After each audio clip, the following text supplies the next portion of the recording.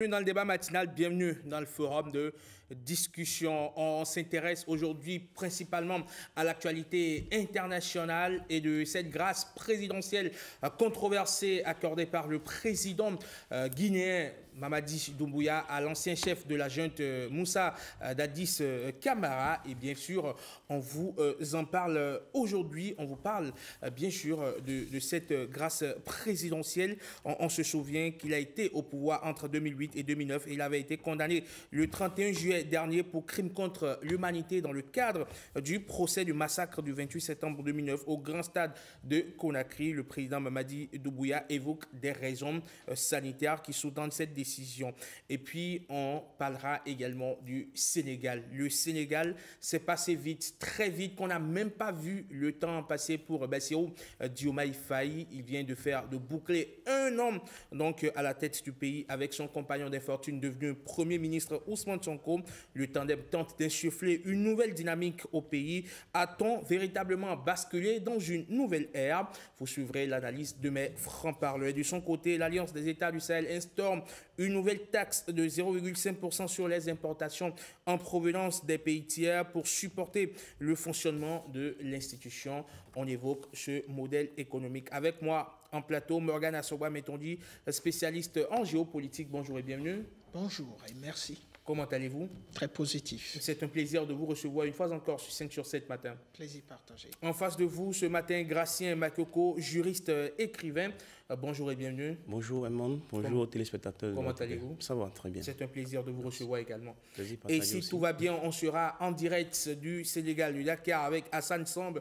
Il est journaliste, analyste politique. Si tout va bien, on doit pouvoir l'entendre à tout le moins pour avoir des informations de première main sur les appréciations des Sénégalais sur l'an 1 de Bassirou Diomaye Faye à la tête du pays. Mais Morgane Assoba-Metondi, pour ce qu'on a pu voir de l'extérieur, on va dire, quelle appréhension est-ce que vous avez de cette première année d'exercice du président Diomaye Faye ou du tandem Diomaye-Sonko qui est venu au pouvoir avec beaucoup d'enthousiasme et également beaucoup d'attentes? Oui, il faut dire que dès qu'ils ont eu l'opportunité de prendre les pouvoirs, ils ont décidé de placer les bases, pour ne pas dire la fondation, de leurs différentes perspectives de développement. Et ils se sont attaqués sans plus tarder à la question de l'économie, à ce nettoyage nécessaire pour assurer les moyens appropriés pour le développement. Ils se sont attaqués à la nécessité de renégocier les différents contrats d'envergure. Et un peu plus loin, ils ont commencé à faire face à cette réticence sur l'aspect des différents perspectives ou acteurs de la société civile, à savoir déjà d'entrée de jeu, les journalistes qui se sont sentis plus ou moins indexés par la perspective économique, de la nécessité de faire un audit, de commencer par attirer l'attention sur toutes ces gestions qui semblent être très loin d'être efficientes pour le développement du pays. Donc il y a eu les fondations qui ont été installées et il reste encore un peu de temps pour pouvoir apprécier l'effet de toutes ces perspectives qui sont en train d'être mises en place. On a été rejoint par Udat Maman, elle est spécialiste des questions internationales. Bonjour et bienvenue. Bonjour, merci. Merci de nous avoir rejoints donc sur le plateau du forum de discussion. Gracien Makoko, on sait que le président Bassirou Diomaye Faye est aujourd'hui son premier ministre avec qui il a connu quand même, on va dire, des heures sombres. Aujourd'hui, ils ont été élus, on va dire, sur la base d'une promesse, entre autres, de lutter contre la corruption, du détournement des deniers publics. Ils avaient suscité beaucoup d'enthousiasme, beaucoup d'intérêt. Est-ce qu'après un an, on a l'impression que l'effervescence est tombée ou ils ont réussi à entretenir la flamme? Vous savez, la gouvernance politique, c'est quelque chose de très contraignant. Et lorsqu'on parle encore de la gouvernance politique en Afrique, c'est encore un autre débat. Ce qu'on peut déjà conclure, c'est que ce tandem Sonko et Faye, en venant au pouvoir, ont fait part au peuple sénégalais de très belles promesses. Mais on a constaté que, effectivement, la question de l'assainissement des finances publiques était une préoccupation majeure du projet de société de ce président, de ce tandem-là. Mais il faut dire qu'au Sénégal, Sénégal, si on voit que la gouvernance du président Macky Sall a creusé beaucoup les finances publiques, on parle de déficit budgétaire d'environ 12,3%, on parle de la dette sénégalaise qui avoisine 100% du PIB. Ça, c'est une situation de stress économique. Et là, lorsque les promesses ont affleuré au Sénégal, on a constaté qu'après 360 jours, que les choses n'ont pas beaucoup bougé.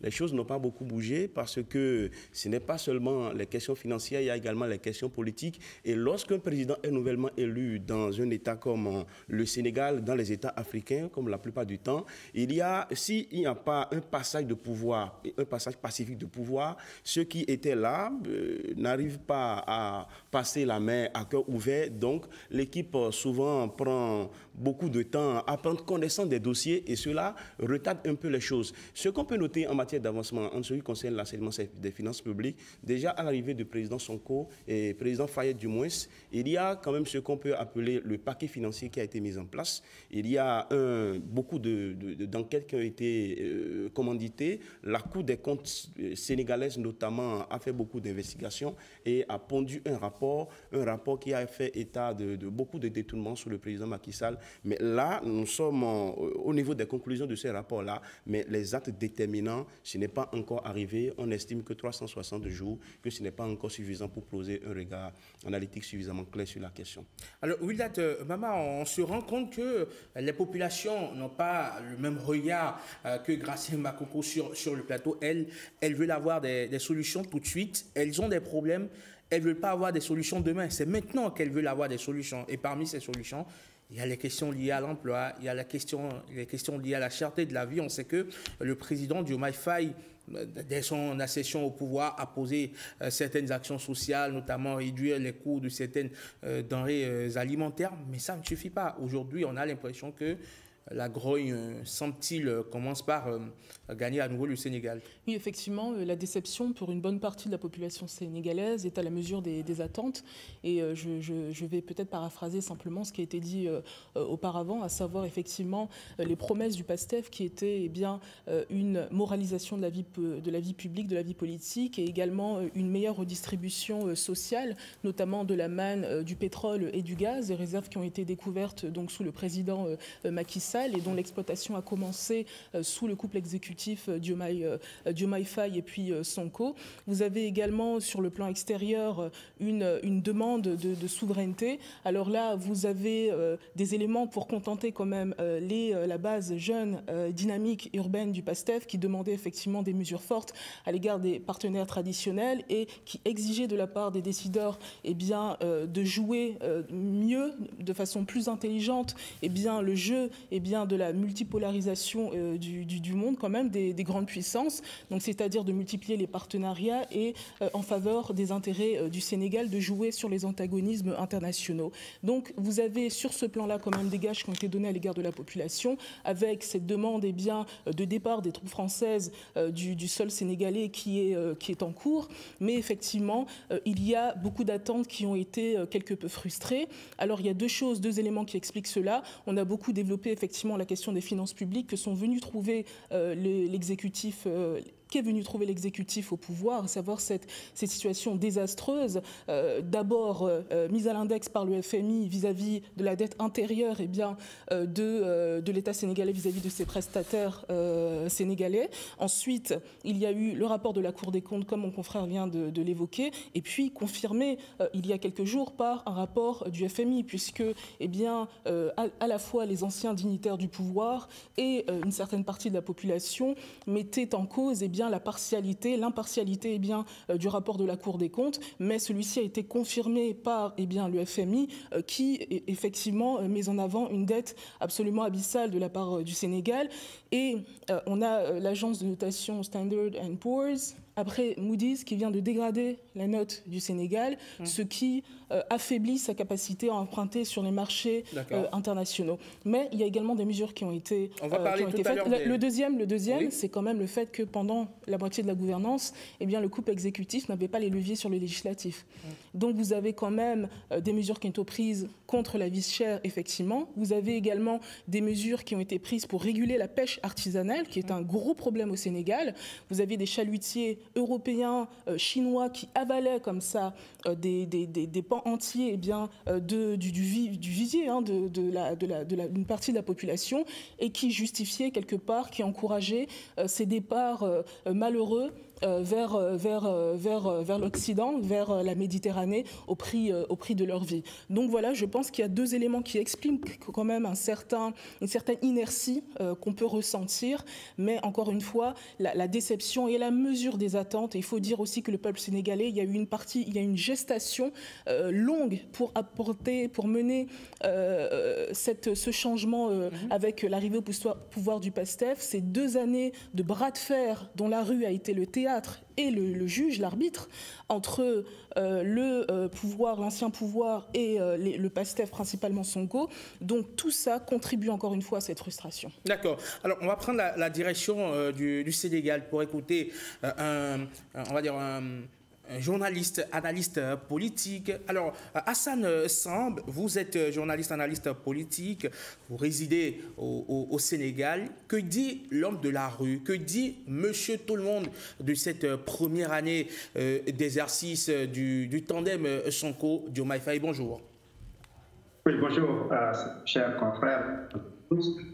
Heureux de participer à ce Dakar. Et effectivement, le tandem, en tout cas le Diomaye Sonko, pouvoir sans sentir des illusions de la part de beaucoup de Sénégalais qui ne voient pas un peu les promesses réalisées, notamment des promesses fondamentales sur des ruptures systémiques.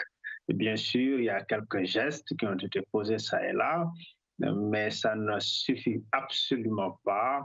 On s'attendait à des transformations substantielles, par rapport, n'est-ce pas, au fonctionnement des institutions, par rapport à l'économie, par rapport justement aux relations entre nos pouvoirs et bien sûr le citoyen. Eh bien, il n'en est absolument rien. Je suis désolé de le noter. Nous avons beaucoup de surplace, pour parler comme les sportifs. Ça ne bouge pas, ça ne change pas. Et la désillusion commence à envahir les Sénégalais et on se pose énormément de questions. Des retards ont été notés, notamment pour ce qui concerne justement effectivement les réformes institutionnelles. Bon, il y a eu des assises de la justice, mais des assises qui n'ont pas été suivies d'effet, il faut le dire.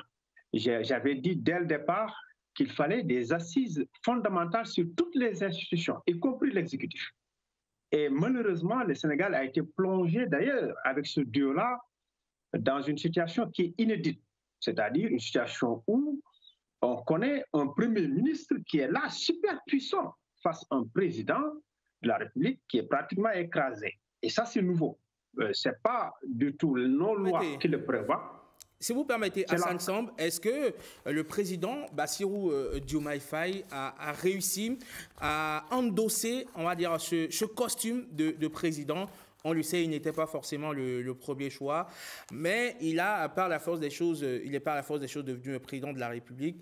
Est-ce qu'il a véritablement de la marge de manœuvre face à un Premier ministre qui semble-t-il est vraiment le leader de ce tandem-là? Mais absolument pas. Le président de la République a du mal, il faut assumer ce costume de président-là. On ne le laisse pas faire. C'est l'impression que nous avons. Il y a un dictat du PASTEF, notamment pour ce qui concerne les prises de décision. Vous savez, quand le président ne peut pas lui-même prendre un certain nombre de décisions, sans que la rue lui dise, lui fasse des injonctions, on se pose des questions.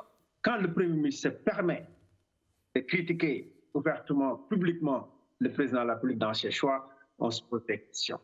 Quand, tout au début, ça commence à changer, seul le Premier ministre recevait tous les diplomates, toutes les autorités qui arrivaient à Dakar, on se pose des questions.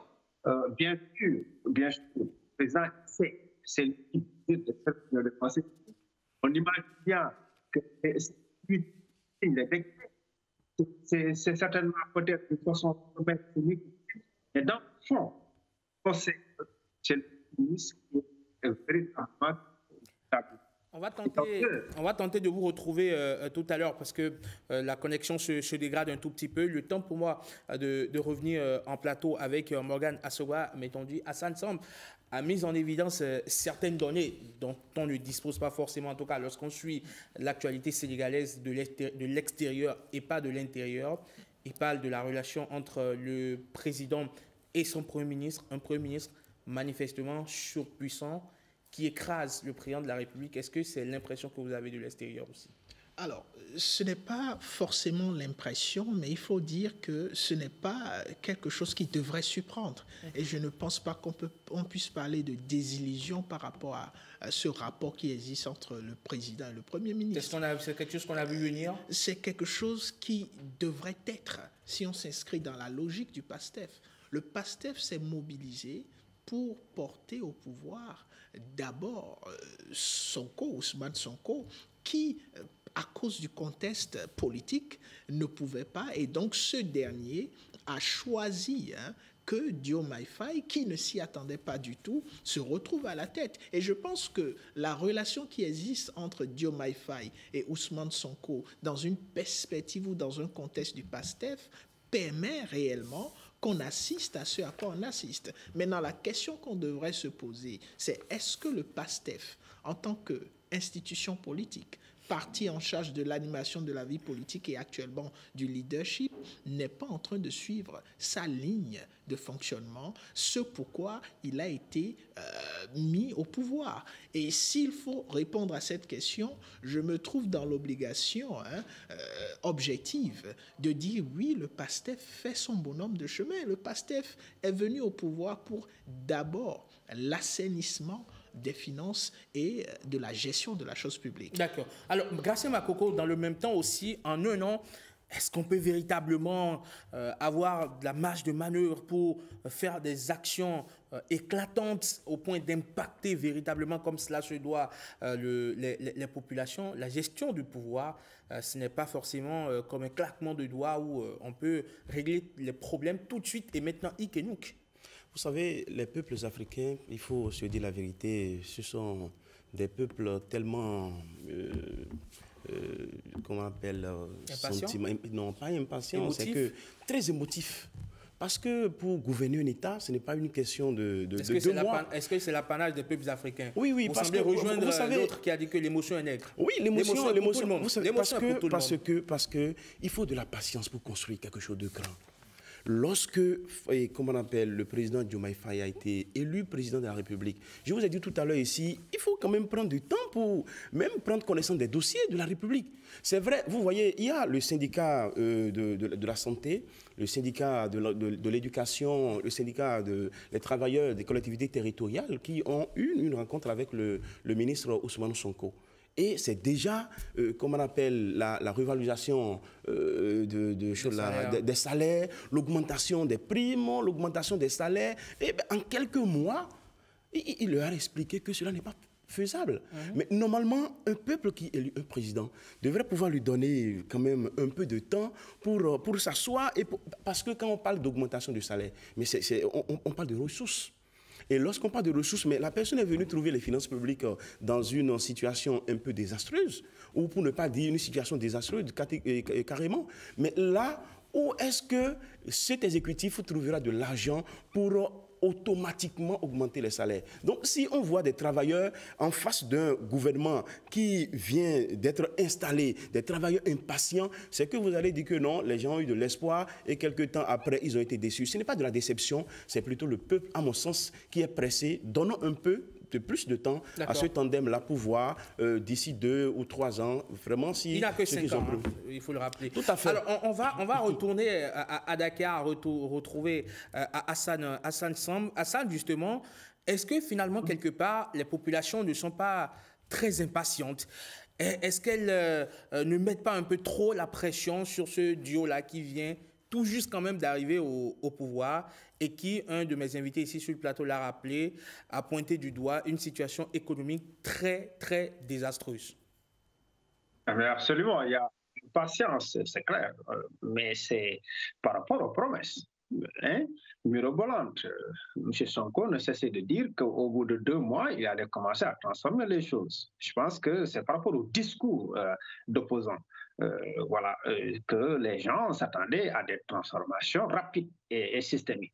Évidemment, vous l'avez dit, c'est pas forcément évident. Bon, nous savons tous en effet qu'il n'y a pas de miracle. Nous savons tous qu'il n'y a pas de messie. Oui, ça oui. Mais nous qui sommes un peu plus anciens, un peu plus vieux, mais les jeunes, quand même, ils sont impatients et il faut les comprendre aussi. La situation économique, elle est extrêmement difficile. Alors, j'aurais été de votre optimisme si les actes posés, certains actes, avaient été dans le sens, effectivement, de respecter les ruptures. Par exemple, les budgets. Le budget de la primature, s'il avait été diminué d'une façon substantielle, si le budget de la présidentielle avait été diminué d'une façon substantielle, si le budget de l'Assemblée nationale n'avait pas augmenté, si véritablement tout ce qu'ils avaient promis, notamment les fonds politiques, ils avaient dit que c'était haram, le mot est fort, s'ils avaient été supprimés ou ne serait-ce que réduits, j'aurais été un peu plus optimiste. J'aurais été également optimiste si, à la place des recrutements, de l'emploi, on ne licenciait pas. Aujourd'hui, on licencie en masse, notamment dans les secteurs publics et parapublics. Je donne l'exemple de l'AIBD, l'aéroport international Blaise Diagne. Il y aura 500 licenciements. 500, c'est beaucoup. Au port de Dakar, il y a déjà des licenciements. À la caisse de dépôt de consignation, il y a des licenciements en Syrie. Et on force les gens, y compris ceux qui ont des CDI, de quitter, de démissionner. Ils n'ont pas de choix, etc., etc., etc. Je peux vous donner l'exemple. Je dis, je comprends qu'il faut être patient. Je comprends que non, on ne peut pas réaliser. Je comprends que l'ambition est là, la volonté de faire est là. Mais malheureusement, ce sont certains actes posés qui nous posent problème. C'est ça, excusez-moi de la répétition. Mais je dois dire qu'effectivement, il faut commencer à rectifier. Rien n'est perdu, c'est juste un nom. Mais il faut prendre les bonnes décisions. Et ça, c'est le plus grave par rapport au diagnostic que je veux faire. On est en train de reproduire pratiquement les mêmes réflexes qu'on reprochait à Macky Sall. C'est-à-dire, au lieu de travailler, on passe tout notre temps à parler de Macky Sall. Ça fait 1 an. Macky Sall a fait ceci. Macky Sall n'a pas fait cela. Mais assez. On ne les a pas élus pour nous distraire autour, effectivement. Alors, monsieur Samb, quelque part aussi, est-ce qu'on ne peut pas en arriver à la conclusion que messieurs Sonko et Diomaye Faye sont aujourd'hui à la réalité de l'exercice du pouvoir, qui n'est pas si simple que ça finalement? Absolument. Maintenant, si vous êtes confronté à la réalité de l'exercice du pouvoir, par rapport à un environnement économique très difficile, la guerre en Ukraine, tout ça, on est sorti du Covid, c'est très compliqué. La dette qui est lourde, ça, nous le savons tous, c'est très difficile. Bien, vous devez être humble et modeste par rapport à la démarche et réduire le train de vie de l'État d'une façon substantielle. Merci beaucoup. Merci beaucoup, Hassan Samb. Merci oui, vraiment d'être intervenu en direct de Dakar au Sénégal. Vous passez une excellente journée du lundi. On vous souhaite une bonne célébration de l'Aïd el-Fitr parce que c'est aujourd'hui que cela se célèbre dans votre pays. Merci à vous et bonne continuation. Merci beaucoup. Alors, au-delà de Mama, on a suivi Hassan Samb qui semble quand même très dur face, on va dire, envers Bassirou Diomaye Faye et son Premier ministre Ousmane Sonko. On l'a dit, on l'a répété sur ce plateau. Finalement, comment est-ce que Diomaye et Sonko renversent cette tendance-là en leur faveur?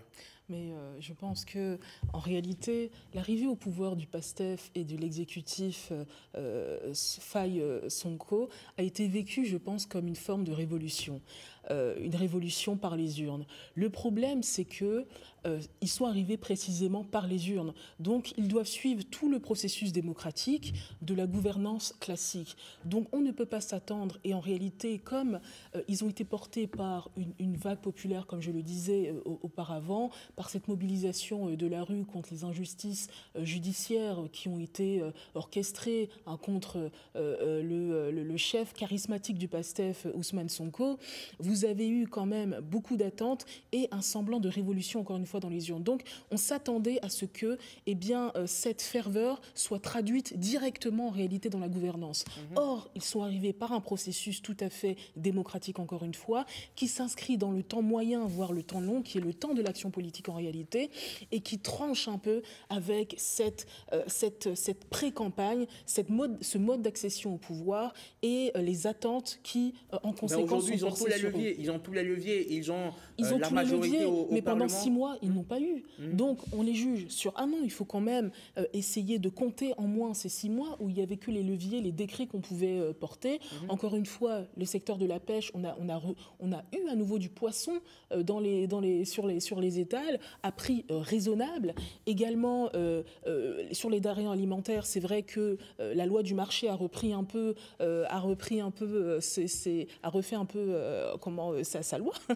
Mais vous avez quand même une baisse, une inflexion qui a été remarquée quand même dans le panier de la ménagère. Mais ça reste insuffisant pour les Sénégalais. Et ça reste absolument insuffisant et on le comprend. Il faut quand même dire également qu'on est au Sénégal dans un ordre extrêmement libéral, donc qui a été impulsé par Abdoulaye Wade d'ailleurs, qui a vraiment été impulsé par Abdoulaye Wade et suivi par Macky Sall. Donc essayer de renverser comme ça via une approche sociale, c'est un changement structurel qui là encore prend du temps, qui s'inscrit dans le temps moyen, voire le